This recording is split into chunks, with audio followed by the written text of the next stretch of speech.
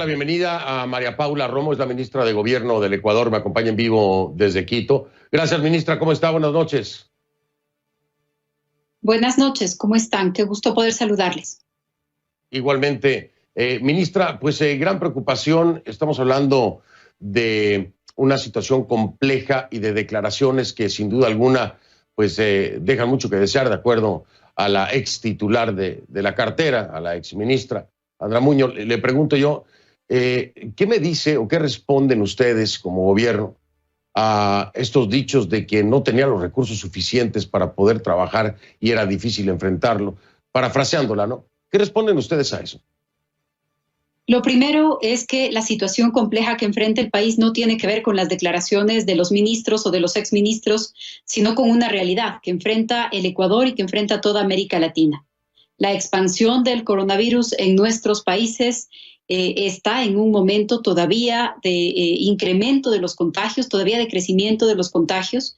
Estamos muy lejos del momento en el que se encuentran los países que ya pudieron superar la crisis, y esa es la mayor dificultad que tenemos en este momento. La salida de la exministra se produce precisamente por las dificultades que tenía y que tuvo en el manejo de esta situación, y 24 horas antes de esta declaración había prensa en la que lo que nosotros hemos dicho es que no es momento de entrar en una polémica política, ya vendrá el momento de rendir cuentas, ya vendrá el momento de ser evaluados, cada uno de los ministros, también la exministra, pero hoy lo que necesitamos es estar unidos para enfrentar la pandemia, es estar unidos para enfrentar una crisis sanitaria que ningún país en el mundo ha podido enfrentar sin que esto represente pérdidas humanas, sin que esto represente miles de contagios. Así que en el país estamos concentrados en enfrentar la emergencia, en respaldar al nuevo ministro, una persona con mucha experiencia y también muy respetado en el país y en el mundo de la medicina. Y la tarea en este momento es una tarea de unidad y de enfrentar la crisis. Ya vendrá el momento para las aclaraciones políticas y para que la población valore las declaraciones de cada uno, pero más que las declaraciones, la actuación. Ministra, perdone que insista en su planteamiento, estoy completamente en desacuerdo con el mismo, perdóneme usted, porque aquí no se trata de declaraciones o no, no se trata de política, se trata de que si en efecto no se tuvieron los recursos, eso es lo que ha traído como consecuencia el alto índice de contagios que hay en el Ecuador, lejos de la política. Y por eso le pregunto directamente para escuchar cómo, permítame, por eso le pregunto directamente para que me responda como gobierno si se tuvieron o no los recursos. No estoy tocando el ámbito político, no estoy tocando nada más que la emergencia y una posible negligencia del gobierno del presidente Moreno, de acuerdo a las declaraciones de la exministra de la cartera. Así que no nos desviemos ni andemos por las ramas. Aquí le pregunto yo, dice ella, no tuvieron los recursos suficientes. Incluso menciona que no estaba de acuerdo en que se le impusieran funcionarios sin conocimiento. Esto no tiene nada que ver con el ámbito político. Si son dos realidades que se comprueban, ese es el resultado, la negligencia de lo que hoy están viviendo los ecuatorianos. Así que perdóneme, ministra, su respuesta no me convence y creo que los ecuatorianos tampoco. ¿Podría ser más clara? ¿Hubo o no los recursos? ¿Y hay o no imposición de funcionarios que no tienen conocimiento del tema? Mire, probablemente usted puede insistir sobre este tema y concentrarse en las declaraciones porque ese es su trabajo. El nuestro es enfrentar la crisis y es tomar decisiones. Y quiero comentarle con montos el tema al que se ha referido, que es el tema de la inversión en salud. El año pasado, el año 2019, por fuera del tema de los sueldos, de los salarios, de los médicos, porque en esa materia el Ecuador invierte más o menos 3.000 millones de dólares cada año. Por fuera de eso, las inversiones del Plan Anual de Inversiones ejecutadas entre enero y febrero del año 2019 alcanzaron 90 millones de dólares. En el año 2020, ese mismo rubro, esa misma partida presupuestaria, significó 135 millones de dólares en números cerrados, aproximadamente. Eso es un incremento de casi el 40% de la inversión comparado con el año pasado. Si usted me pregunta si esto es suficiente, yo le diría que no. Ningún país ha tenido recursos suficientes, ni materiales ni humanos, para enfrentar esta crisis. Pasó en Asia, está pasando en Europa, está pasando en Estados Unidos, va a pasar en América Latina. Es la característica de esta pandemia. Por supuesto, lo que pasa con esta pandemia, con la velocidad del contagio, con el porcentaje de personas que requieren atención especializada, lo que pasa es que desbordan los sistemas de salud pública. Entonces, no hay declaración que valga, no hay disputa política, no es irse por las ramas, es enfrentar la realidad en toda su dimensión. Y si es que usted dice que enfrentar esta pandemia es un problema de negligencia, pues este es un problema que estamos enfrentando 120 países en el mundo. Esa es la realidad de la pandemia. Y le digo algo, la realidad de la pandemia, perdón usted, ministra, la realidad de la pandemia es esa, por supuesto que sí, pero le voy a decir una cosa, hay gobiernos que han logrado actuar a tiempo y que tienen bajos índices de contagio, no así el Ecuador. No se trata de política, se trata de eficiencia, de eficacia. Aquí mismo en los Estados Unidos, el presidente Donald Trump no cumplió con lo que se debía haber cumplido para evitar que hoy y que próximamente Estados Unidos pueda ser el epicentro en el continente. Pero Ecuador no se queda muy atrás, después de Brasil. Entonces explíqueme, por favor, ministra, cuál es la diferencia de un país que ha logrado mantener los índices de contagio bajos y el Ecuador no. No es un tema de política. Es un tema de conocimiento, es un tema de buena aplicación de los recursos y es un tema de reacción inmediata. ¿O me va a decir que también eso es un tema de política? Es mucho más que eso. Es parte de lo que usted dice, pero es mucho más que eso y permítame también hacer algunas comparaciones como usted las está haciendo en este momento. Hay que mirar no solamente la política pública, el sistema de salud, sino la respuesta de la población. La respuesta de la población es muy importante. Creo que es difícil comparar la disciplina, la lógica que tiene la población en China, en Singapur, en Corea del Sur, la forma en la que esa población se relaciona con sus gobiernos y lo que pasa en los gobiernos de América Latina, o la dinámica y el comportamiento social que tenemos en Italia o en España o en América Latina. Todavía es pronto para hacer evaluaciones. Quiero insistir sobre eso. Es pronto para hacer evaluaciones. Estamos enfrentando la crisis. Estamos tomando decisiones. Ministra, pero está usted responsabilizando... No, es que perdóneme. ¿Está usted responsabilizando a la población? ¿Es lo que me está diciendo? No, permítame. Estoy haciendo una reflexión. Le estoy dando la oportunidad de aclarar porque se entendió como que estaba responsabilizando el comportamiento de la población. Pongamos un cronómetro para este debate. No me parece. Yo hago las preguntas y repregunto cuando considero. Aquí no pongo cronómetros. Escuche usted lo que le digo.